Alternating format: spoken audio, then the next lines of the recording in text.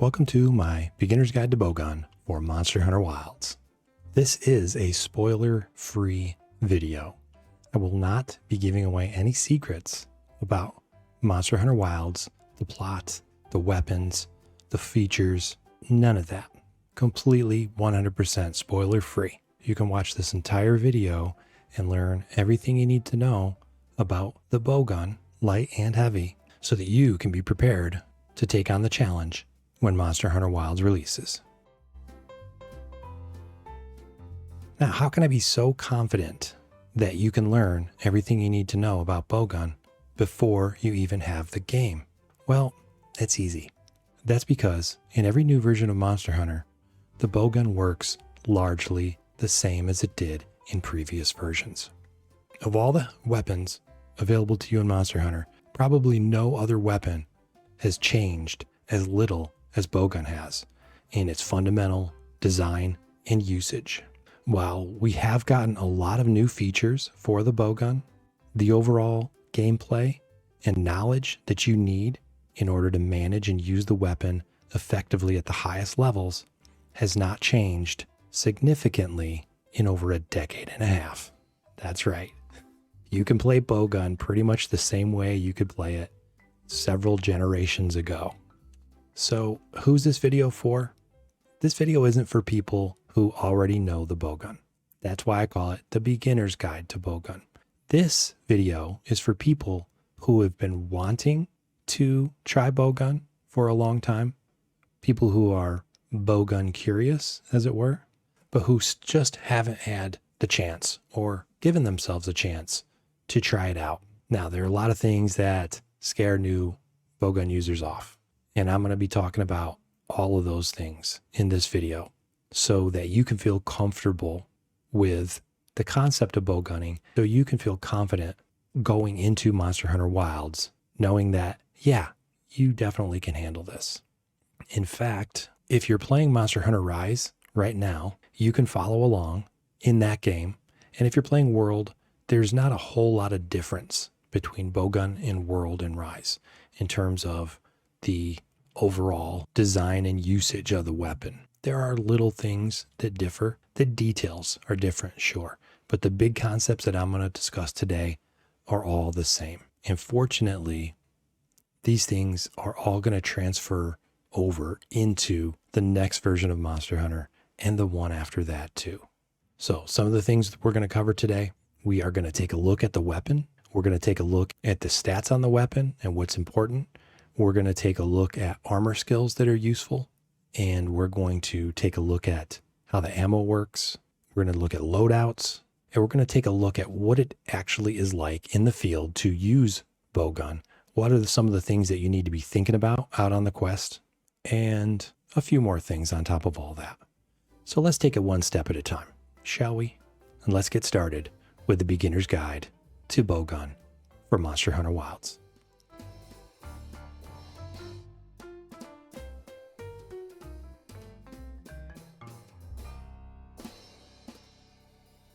So the first thing that we're going to take a look at is the bowgun itself. And so I'm going to pull up what I like to call the light bowgun meta build. Now, you won't find this build in any meta guide. This particular set that I'm loading up is modeled after Hero's light bowgun build. It's not identical, but it's pretty close. So what does a light bowgun do? Well, let me enable my gun. Let me enable my loadout. Here we go. Let's just start up a quest and take a quick look at what we're doing. Let's take an anomaly quest. Let's pick something that's not too terrible. Now, why do we pick Radial? Well, when you go out to demonstrate weapons, the best thing for you to do is to pick a monster who you know pretty much inside and out, so that you're not struggling with a monster whose moves you don't know. I didn't eat my food. That's okay. So what do you do with the bowgun? Bowgun's pretty simple. You get your buffs applied, and then you hold down the left trigger to aim, and then you simply pull the right trigger, like the trigger on a gun. And you're going to shoot through the spots that give you the gold numbers. Now, if you have never played range before, you're going to have to learn some new hit zones, but in general, the best place to shoot a monster is the head. That's true in almost all situations with ranged weapons. Now, all I'm doing is holding down the left trigger to bring up my reticle, and I'm pulling the right trigger to shoot my ammo. Now, when I run out of ammo, I pull the right trigger again, and it reloads my ammo. Adjust my aim and continue to fire. Do I have to be strategic in my aiming and in my shot selection? No, not really. Just keep reloading and keep shooting. When the monster comes at you, you can do a little sidestep, you can roll, whatever you need to do. You can reload, keep aiming for the head, and then continue to shoot your ammo. Is there more to light bowgun than this? In general, no. This is it. This is what light bowgun looks like. Now, how does heavy bowgun differ from light bowgun? Well, with heavy bowgun, many people like to use a shield. Instead of rolling out of the way, you can simply stand still and block the attack. Pretty cool. Also for heavy bowgun, there is a switch skill that allows you to shoot through a ring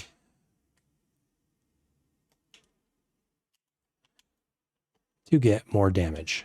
Now, if you notice what I just did there, I used my radial menu to combo more ammo. That's right. You are going to run out of ammo. No matter what ammo you're shooting, you're going to run out. With the exception of normal 1, of course, you can see right on the screen that you have an infinite amount of normal 1. Very few people ever shoot normal 1. So when your ammo is running low, you use a radial menu that we'll customize in a few minutes to automatically combo all the ammo that you need to continue shooting the monster. It's very simple. You hold down the left shoulder and then you select, in this case, Pierce Ammo 2, and you can see that it combos up and maxes out all your Pierce. You can carry a lot of Pierce ammo without having to go back to the box. You should be able to carry enough ammo to defeat almost any monster in the game without having to go back to your box. Now you can see if you learn the monsters very well, you can move very little, make subtle adjustments to reposition and continue shooting. Another thing you may notice is sometimes I'm shooting and I'm not getting gold numbers. Is that good or bad? Well, that depends on who you ask. Some people think, well, just keep shooting constantly, regardless of if you're getting gold numbers or not. And other people say, take your time, get your aim right, and shoot only gold numbers. Who wins? Well, I will say this. When I go head to head with Hero, light bowgun versus light bowgun, he uses the tactic of constant shooting regardless of numbers. He is aiming for gold almost every time, but one thing he does is to keep the bullets flying nonstop. Whereas I often will stop to reposition my aim. And I will say this, Hero beats me on DPS every time. So which way you choose is up to you, whatever you're most comfortable with. As you can see, the part breaks come very quickly. I'm running out of ammo again, so I'll combo it up again. And you can see I'm doing a ton of damage. The numbers are quite literally staggering. Can my numbers go higher? Yes. I can keep my buffs up. That's a buff, by the way, that little slide maneuver. See, my numbers are a little bit higher now. If I keep my buffs up and I take potions and I keep from getting hit, I will be doing a lot more damage. Now we've knocked him out of anomaly status every time without him blowing up, and he's already blue skull. The only thing I'm doing is holding down my left trigger and pressing my right trigger. Now look at all these staggers and trips. It's insane. It's simply astounding. Okay? And we're done with the quest. Now that was 8 minutes. Could it have been faster? Yes. I could have ran directly to her. I could have kept my buffs up better. I could have used flash bombs. There's a lot of things I could have done to improve that time. But in terms of ease of use, the only thing I've done here is dodge on occasion, hold down left trigger, position my aim, and constantly spam the right trigger. I don't have to press another button to reload. The only other thing I need to press or think about is the radial menu and comboing more ammo. Pretty cool. That's the basic loop, as people like to say, for playing light bowgun. And that is light bowgun in its simplest and most deadly form. You might think, oh, that's a little boring. Well, after a few hundred quests, it might get a little boring. But the power that you wield with light bowgun, rapid fire pierce 2 is amazing. So we're going to talk about other ammos and other ways that you can effectively use light bowgun. But in its simplest form, that's what it looks like. You're going to position, you're going to aim, and you're going to fire. You're going to combo more ammo, and you're going to just keep doing that. That's bowgun in a nutshell. That's also why people say bowgun is quote unquote easy mode. I would say that it's not easy to get the hang of in the beginning, but once you do get the hang of it, it's definitely what I would call simple. Simple things aren't always easy to do. By simple, I mean there's not a whole lot of thought that goes into playing bowgun, and there's not a whole lot of different button presses and combos and conditionals involved in this particular light bowgun style and most bowgun styles. You keep up your buffs, you shoot the monster, you combo more ammo. Oh, and get out of its way. That's all you have to think about. That is simple. Now, again, it's not very easy. If it were easy, I wouldn't have to make this guide, and you would already be playing bowgun. So the first thing I want to do to jump into the details is take a look at the weapon itself. Let's go to equipment info, and there is our weapon, a iixxion.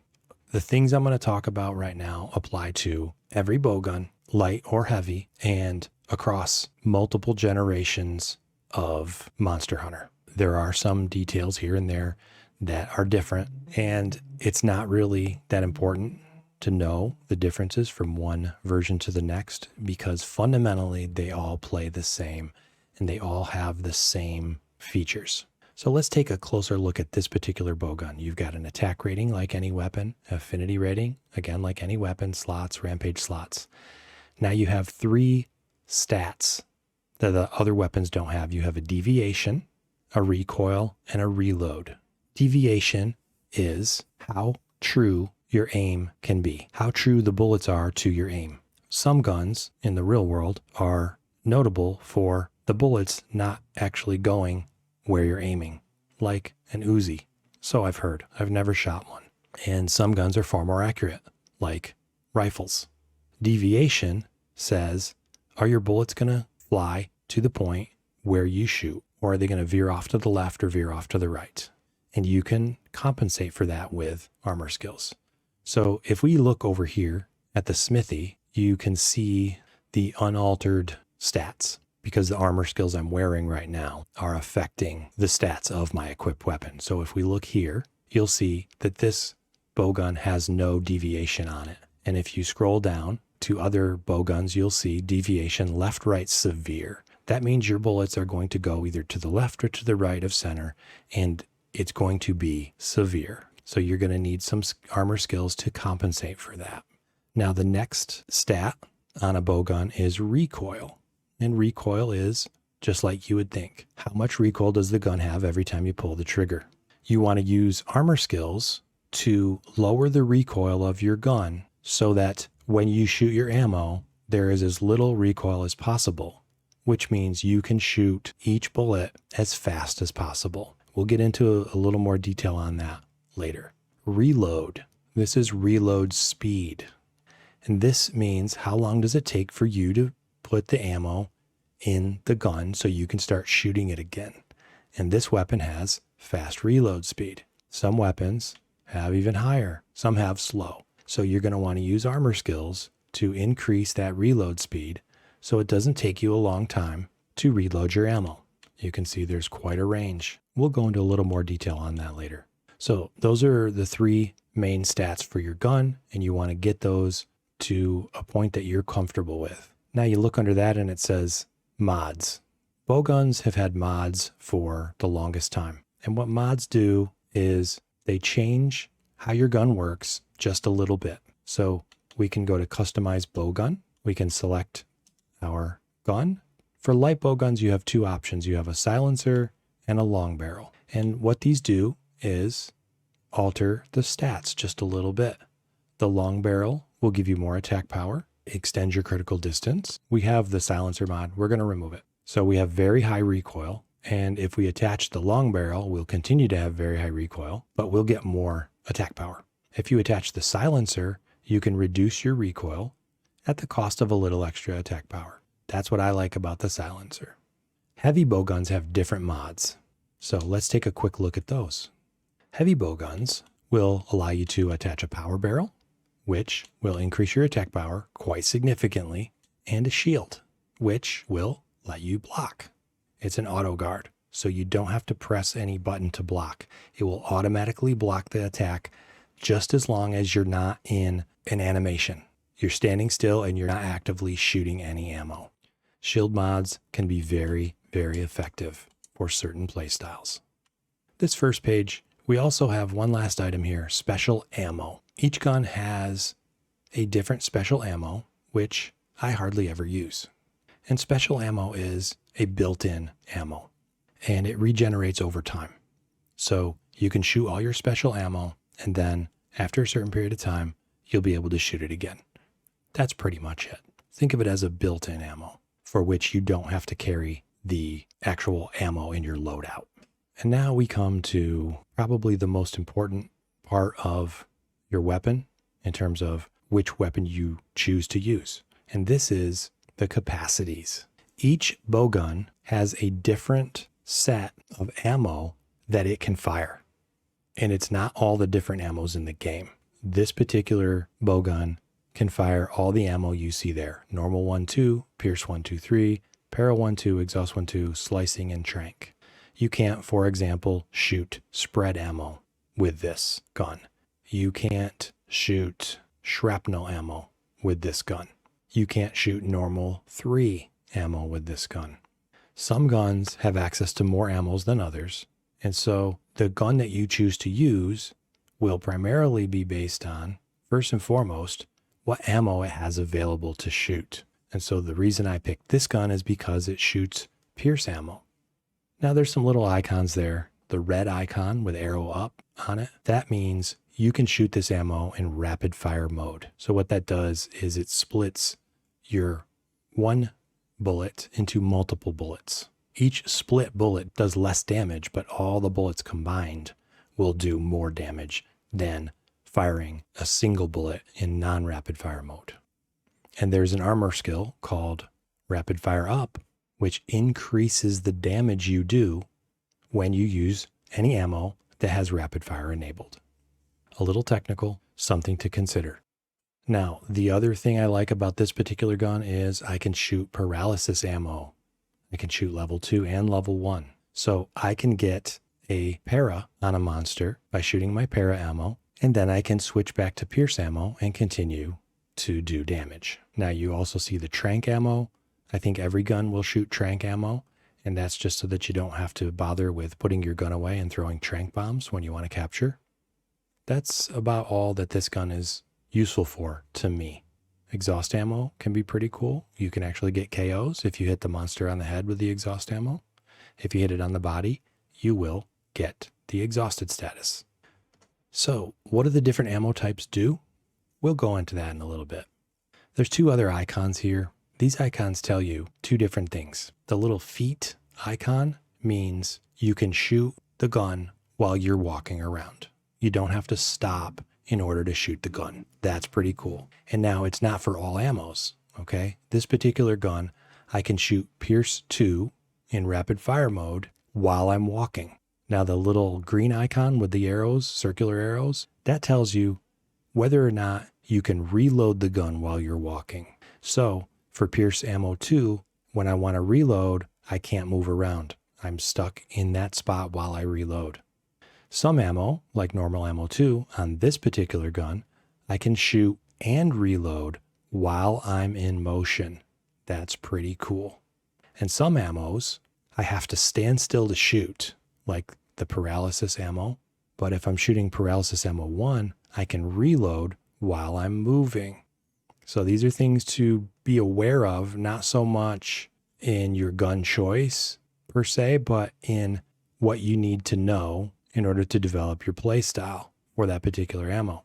Some people would prefer to be able to shoot while they're walking around, and others would prefer to be able to reload while they're walking around. And so In that sense, if you have a preference, you can find a gun that matches up to your preference. So that's your ammo. Different guns shoot different ammo types. Let's take a look. Camera, light bow gun. Look at all the different ammos this gun can shoot. We've got normal 1 through 3, Pierce 1 and 2. Now, if you notice, this camera will shoot normal 2 in rapid fire mode. So a normal ammo shot typically does 1 bullet per trigger pull.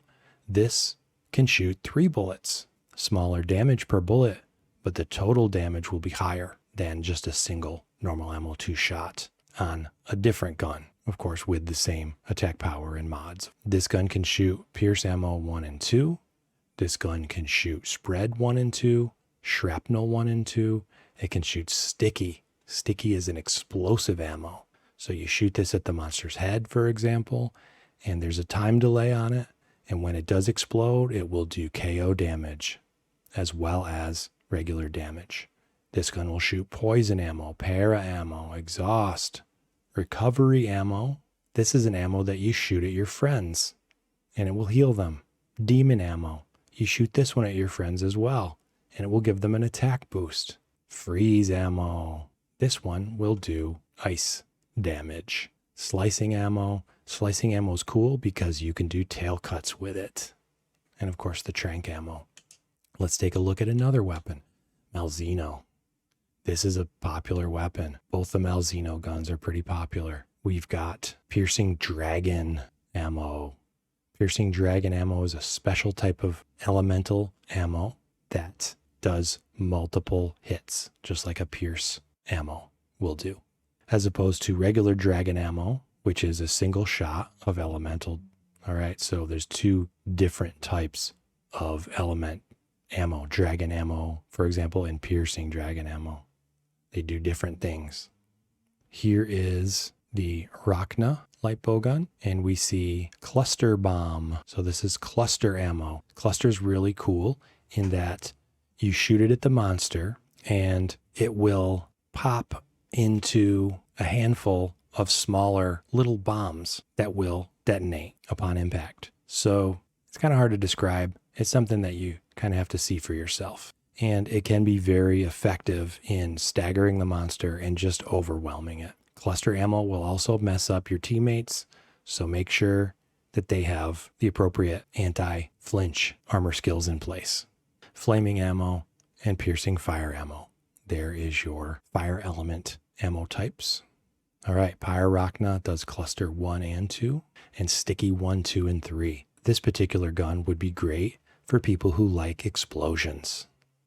Bish light bow gun, shrapnel 1, 2, and 3. Shrapnel is kind of like spread ammo. Now, what's spread ammo? Spread ammo is, think of spread ammo as like birdshot or buckshot. You're going to fire 1 bullet and it's going to spread out into multiple little hits and hit the monster several times, potentially across multiple hit zones.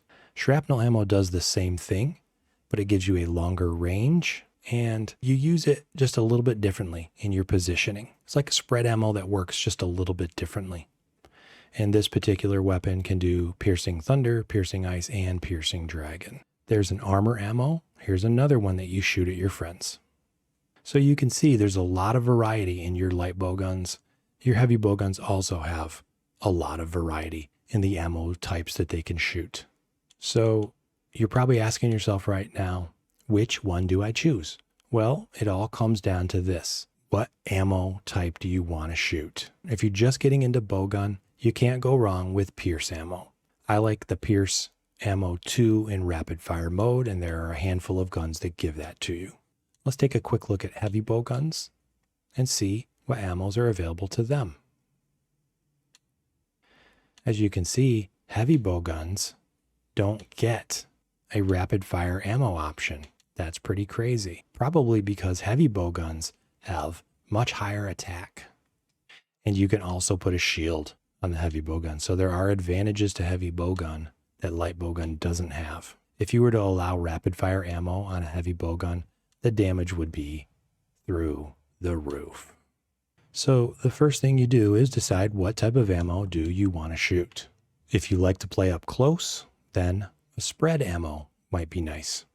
If you like to play at a longer range, then a normal ammo or a pierce ammo. Normal is more of a mid-range and pierce is more of a longer range. But you can be very effective medium to long range with both of those ammo types.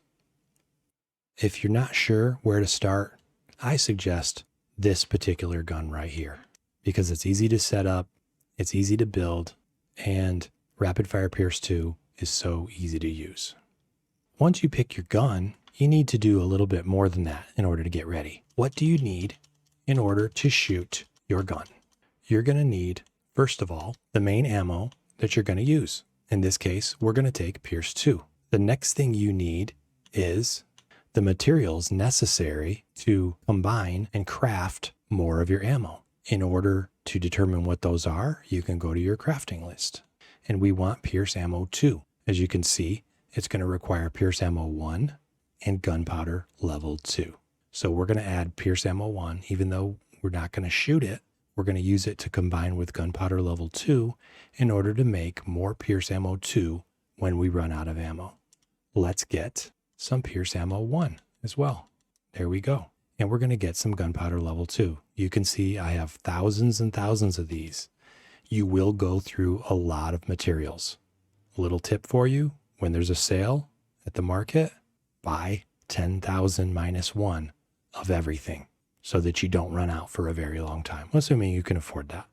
I have 69,000 Zenny.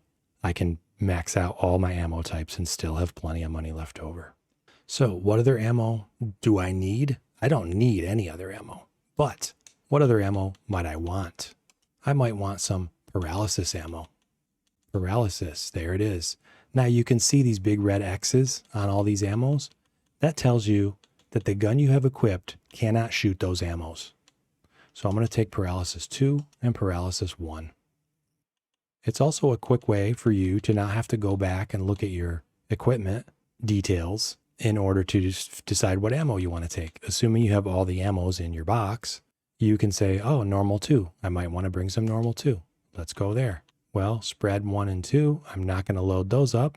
I can, but I'm not going to because my gun can't shoot them. So they're taking up space. So what else do we want? I can bring some Pierce 3. I usually don't because I never run out of Pierce 2. I'm going to put that one back. And I'm also going to put my normal 2 back because having those extra ammos just confuses me. All right. What else am I going to need in my loadout? Well, I'm going to want potions. Why do I want potions? Well, that's because as a ranged weapon user, your defense is lower. That's right. It may not look lower. You may have 950 defense and you may have less than that on your melee set, but the ranged weapons take more damage, even at the same defense level. That's right. If you have 1,000 defense on ranged and 1,000 defense on melee, the ranged build will take more damage. If you have a melee weapon equipped, your damage reduction is higher. Pretty cool, I know. And the reason is because you're ranged. You can get out of the way of most attacks. So they make you a little bit more vulnerable for the times when you do get hit. What else do I need? Well done stakes. I missed those. Flash bombs. I like those too. What else? Some traps. Let's just take a look at some of my pre-built loadouts and see. This one has a little bit of everything. Gourmet fish, mega demon jug, might seed, herbal medicine, null berries, mega potion, dust of life, which I never use anyway. A lot of healing items, right? Flash bombs. Flash bombs are good. They're your friend. Trank bombs, just in case I do have my gun away and I need to capture. Mega barrels, shock traps, combined for more shock traps. Farcaster, in case I forgot to get my ammo loadout set properly and I go out into the field and realize, oh, I don't have ammo. Power charm, and armor charm, as well as the talons. Now there's my gunpowder for comboing more level 2 pierce. There's my latchberry, which I can use to make more level 1 pierce. Very rare that I ever have to do that. But you see, you have 60 level 1 pierce and you have 80 gunpowder. So 60 of these will combine with 60 of these to make a ton more Pierce level 2, and you'll have 20 extra gunpowder left over. That's where these come in. These latchberries, you can combo them to make more Pierce level 1 to combo with the extra 20. So what I should do here is only have 20 of those. That way I won't have extra ones sitting around. And then if I want pit traps, I can combo them too. So this is a pretty typical loadout for me. And yes, I do have all the extra ammo. I'm not sure why that sleep ammo's there, so I'll put that away. And I rarely shoot my exhaust or para, but it's there when I want to use it. I rarely shoot my slicing, but the nice thing about this weapon is I can. If I want to get the tail cut, I can shoot slicing ammo. Pretty cool. So there it is. There's a loadout. And so you save this loadout, and then you never have to think about it again. Once you get it set up the first time, you don't have to think about it anymore. Trying to be a gunner without having saved loadouts and without having radial menus set up is a big mental drain. And so those two features of the game have made bowgunning much simpler over the years. Now, what about our radial menu? Well, let's take a look at that. We're going to go in here, our quests, and you're going to pick a shortcut. Oh, here's a light bowgun shortcut. We're going to select this, and then you're going to pick your direction, and then you're going to click it. You're going to be crafting, and you want to craft, you pick your ammo. In this case, it's going to be Pierce level 2. Okay. Now, you can have it craft 1 by 1, or you can have it craft all.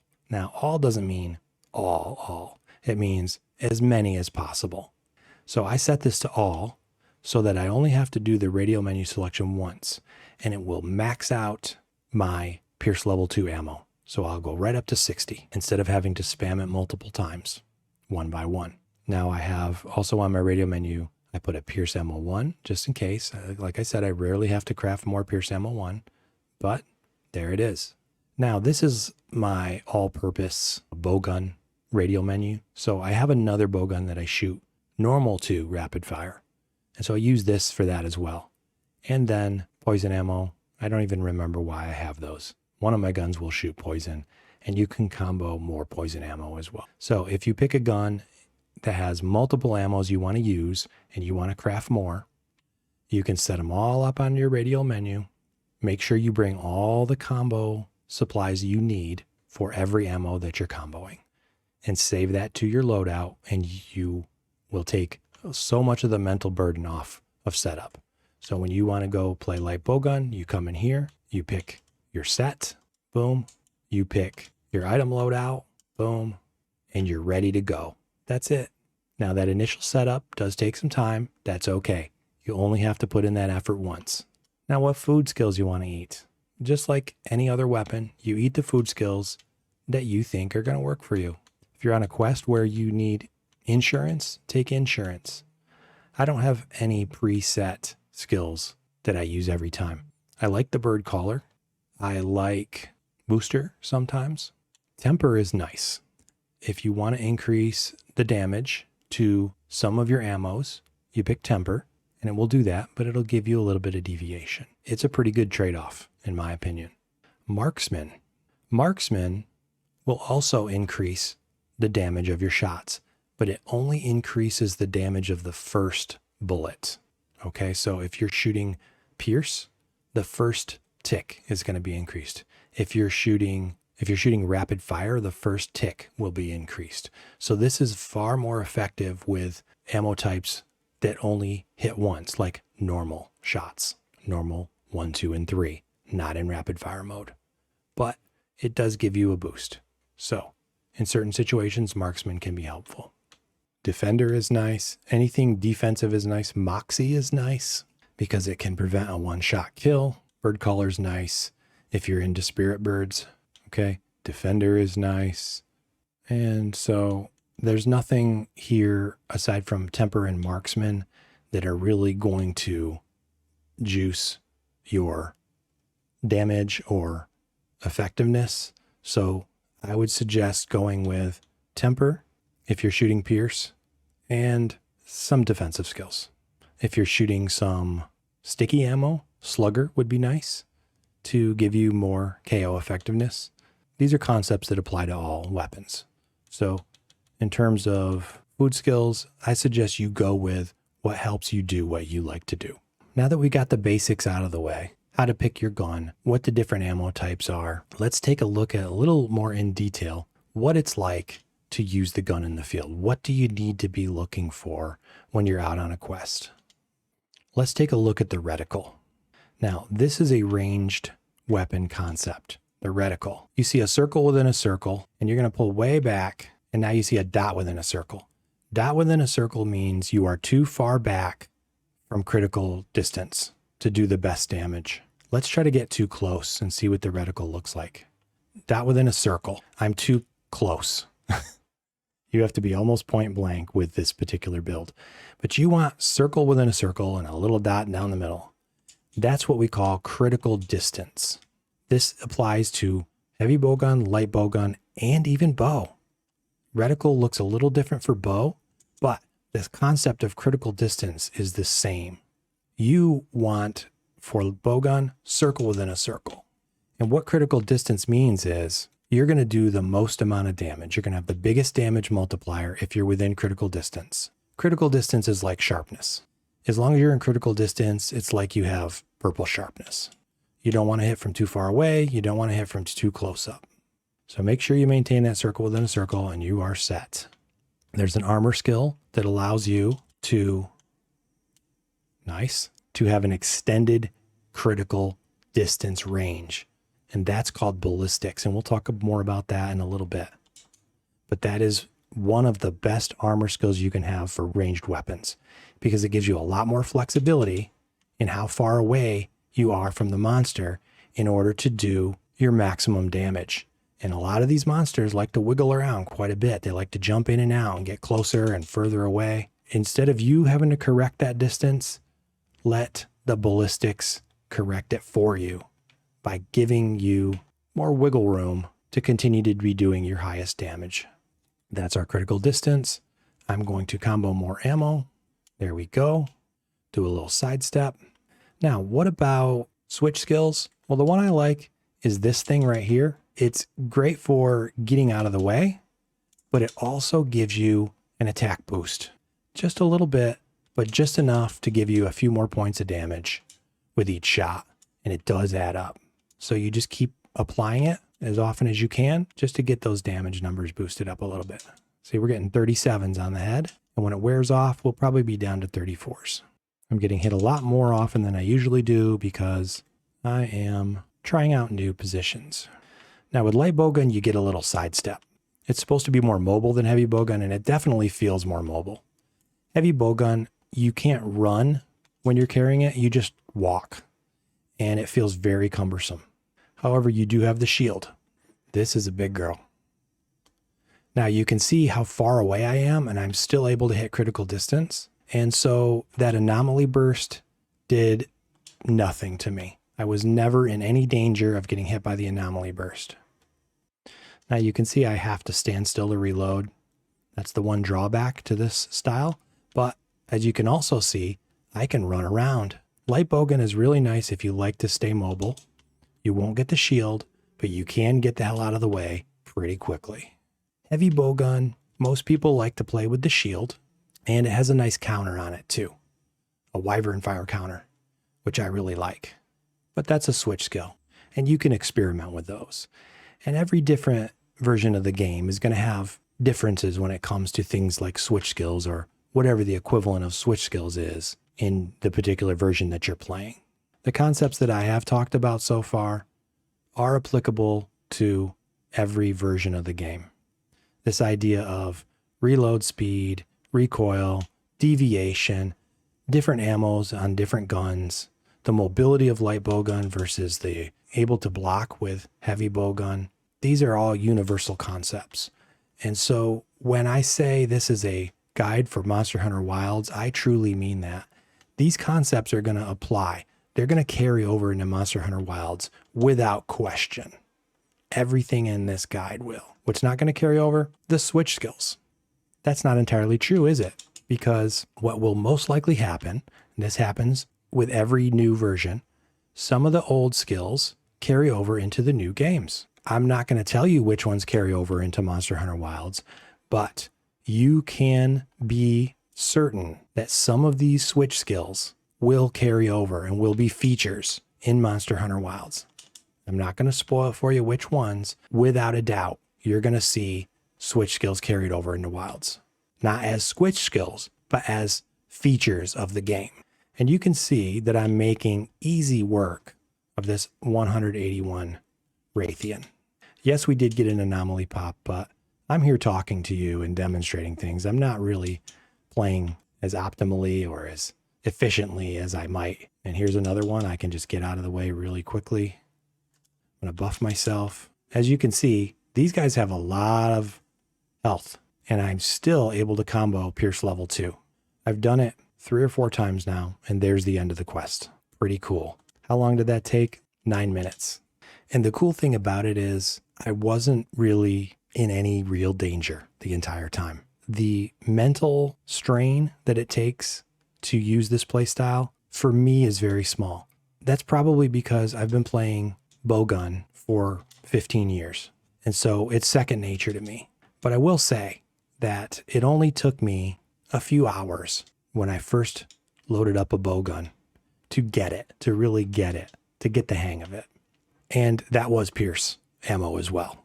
So Pierce ammo is a pretty simple playstyle with a very high payoff for a very low effort that you put in. So it's a great gateway ammo, shall we say. So you've seen a couple demonstrations. You've got the idea of what a bowgun is and what it does. What about the armor skills? I know you're screaming at me for armor skills. Well, let's take a look. Status. The armor skills you see are very similar to what you'll find in any other build. Attack boost, 7. Do it. Critical boost. Weakness exploit. Pierce up. That's a 20% damage boost. Very simple. 20% damage boost with Pierce up. Peak performance. Why peak performance? It's possible to play this weapon and not take any damage. Yeah. So peak performance is definitely worth the extra attack. There aren't very many builds that assume you're not going to take any damage and then therefore put peak performance in them. Light bowgun, you can do that without a lot of difficulty. It's much easier to maintain maximum health with light bowgun than any other weapon. Defiance. Defiance is a skill that's going to make you immune to roars and tremors and other things. Defense as well, so that's fine. The nice thing is the roars. You want to be able to continue to shoot your ammo nonstop. And so if you can continue to shoot your ammo nonstop through the roars, your DPS will go up significantly. It's a very low cost armor skill, and it's worth every penny. Spare shot will allow you to not expend ammo when you fire a shot. And it says here it activates 25% of the time. So every 4th shot on average won't use my ammo. It'll just stay right there. So it's like giving you more ammo in your clip. There is a armor skill that will actually give you more ammo in your clip, but I choose to use the spare shot instead. It's like having a 25% clip size increase. Some people prefer the other one. I like this one. Pierce up is just 20% damage boost, recoil down. For this build and this ammo, I need recoil down level 3. Now, since this ammo is a rapid fire mode ammo, I'm using rapid fire up. Look at that, another 20% damage boost. Evade extender 3. This is why I'm safe. You can call this a crutch skill for the rest of your life. I don't care. This keeps me alive, and it's awesome. I can reposition better. I can evade out of the way of pretty much any attack I want to, paired with my ballistics. Now, you only want ballistics level 2 for this particular build because level 3 doesn't technically give you anything extra. So when you pair that with ballistics, my critical distance is extended. And so when I get out of the way with my evade extender, I'm still almost always in critical distance. Blood right heals me. This is going to work with my peak performance. The blood right will heal me up to maximum and the peak performance kicks in. Also, will keep you from having to spam heal potions. Blade scale hone. Now, blade scale hone will reload your ammo if you're taking those risky evasions. Some people really like that, This is a skill that I added because I want to experiment with it more. Some people don't want to deal with this because it's too risky. That's okay. Don't bother with it. Burst. Burst is amazing because when you continually land hits, your attack goes up. And with rapid fire pierce, you're landing more hits faster than any other weapon. Probably even faster than dual blades on average.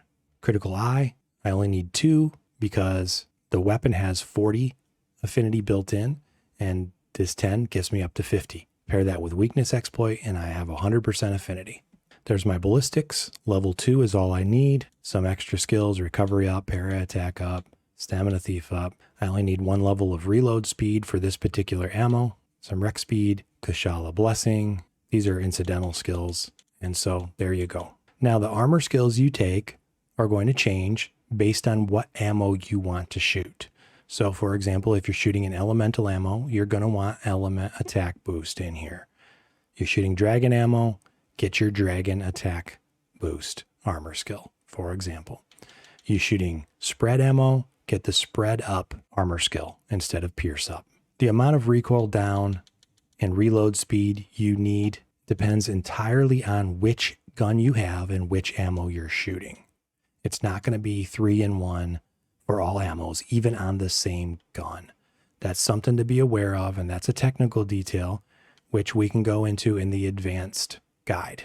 But I can give you a sneak peek right now at what that looks like. So you come over here to your ammo types and you press the Y button for ammo details. And you can see each ammo type has a different recoil and reload. You want your recoil to be low and your reload to be fastest. That's what you're shooting for. And so you see my Pierce ammo 2, I have low and fastest. And now you can see it's different for each ammo type. Ammos like paralysis ammo require a lot more recoil down in order to get them down to low. And they need more reload. So when I'm shooting para ammo, there's a ton of recoil on it. I can't shoot those ammos very quickly, and I can't reload them quite as quickly, but I don't do it very often, so that's okay. My slicing ammo is high and fast. That kind of sucks. So I'm not going to use a lot of slicing with this gun. You can build around slicing ammo, in which case, for this particular gun, you're going to want to add more recoil down to your build. That's a per ammo recoil and reload. And you can see on this other screen, the just in general recoil and reload. That's nice and all, but that doesn't tell the whole story.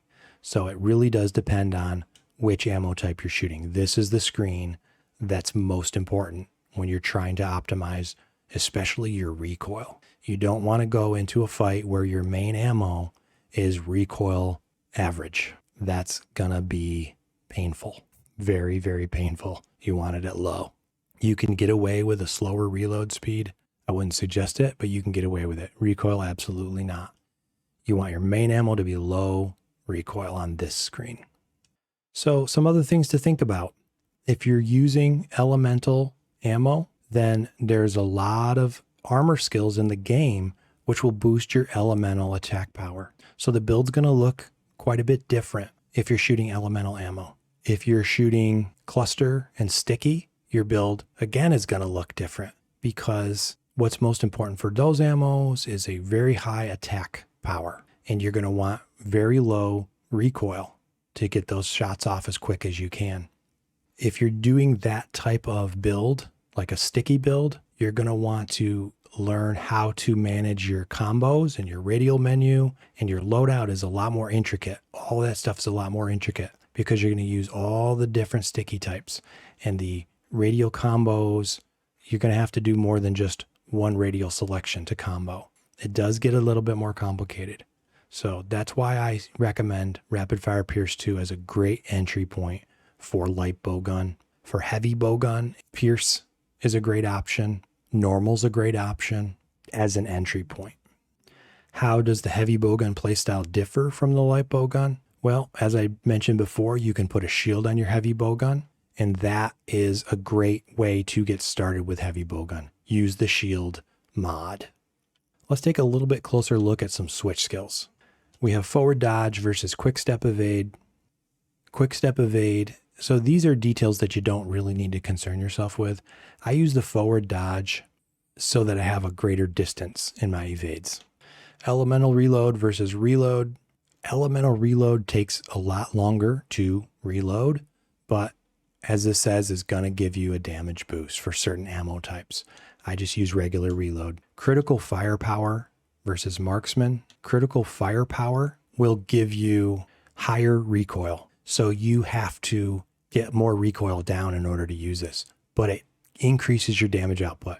For me, for this particular gun, in this particular ammo, if it's possible to get it down to low recoil while using critical firepower, then definitely choose critical firepower.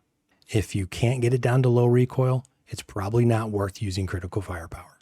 These are specific to Monster Hunter Rise, and so I'm going over them a little bit for you in case you're using Rise as your training ground. But these won't all necessarily carry over into Wilds.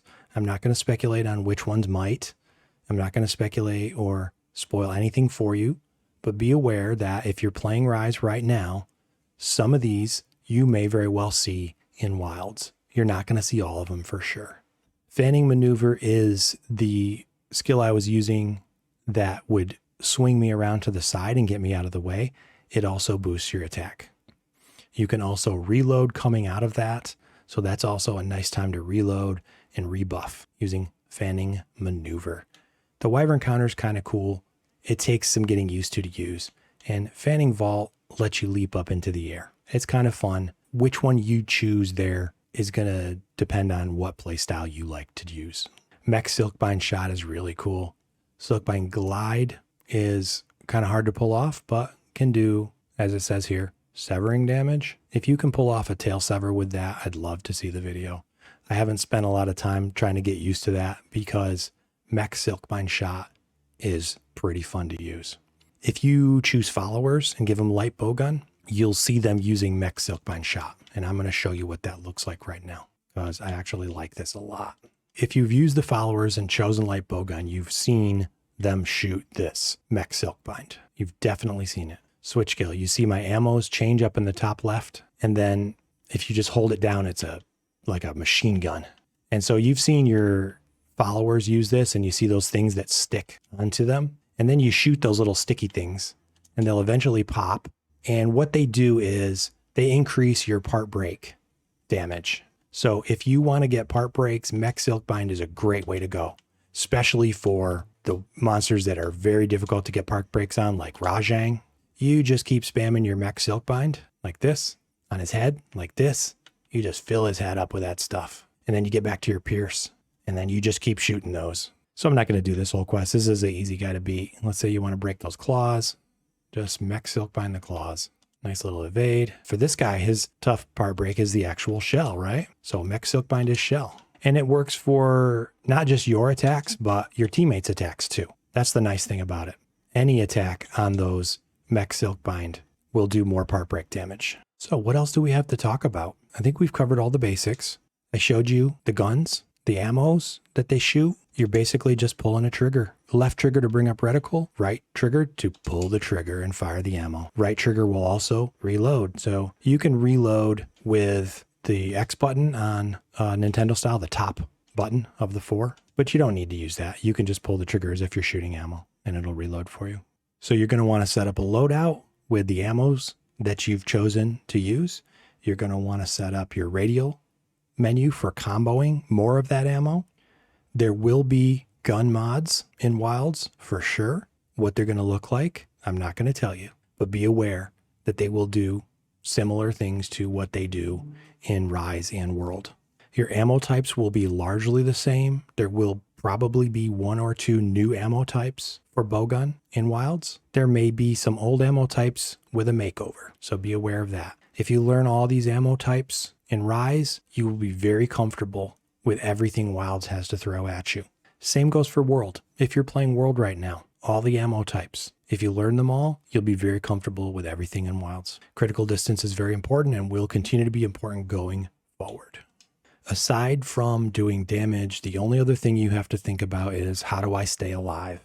That's more important with bowgun because your defense is lower. Your damage reduction is lower. So how do you stay alive? boost as many defensive and so-called comfort skills as you can, the ones that match your play style. For me and like Bowgun, I like the evade extender and I like the blood right and I like the defiance. Those three do enough for me. You may like other options and that's fine. Food skills give you some great options as well. Insurance is a great option. Some people like Intrepid Heart as an option.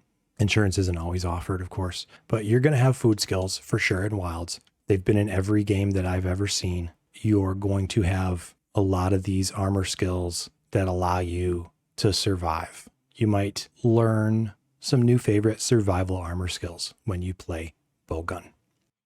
So as you can see, there's not a lot of difficulty in Bowgun. I hope this video has taken some of the mystery out of it and helped you to understand it for what it really is.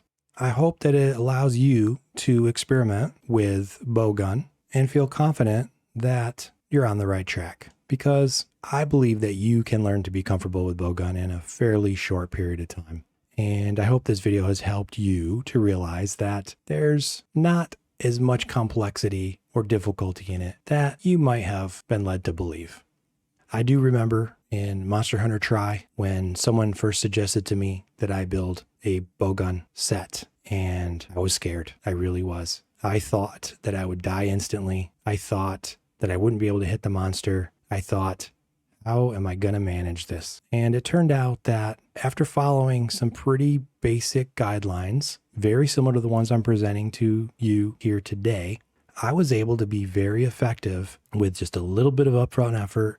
After that, everything was smooth sailing, maybe a little too smooth.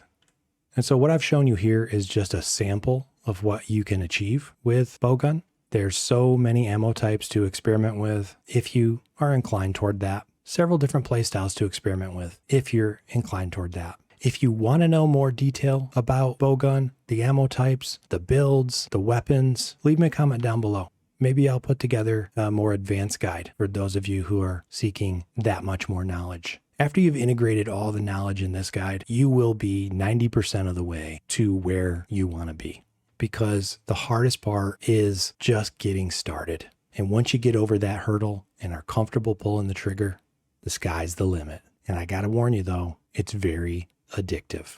Once you start shooting people in the face, it's going to be hard to stop. Like the video, leave a comment, subscribe to the channel, check out my Patreon, come over to the Discord. Got new members every day. We'd love to have you. Let me know if there's anything that I left out of this beginner's guide, anything else you want to learn about, and I'll see you guys in the next one.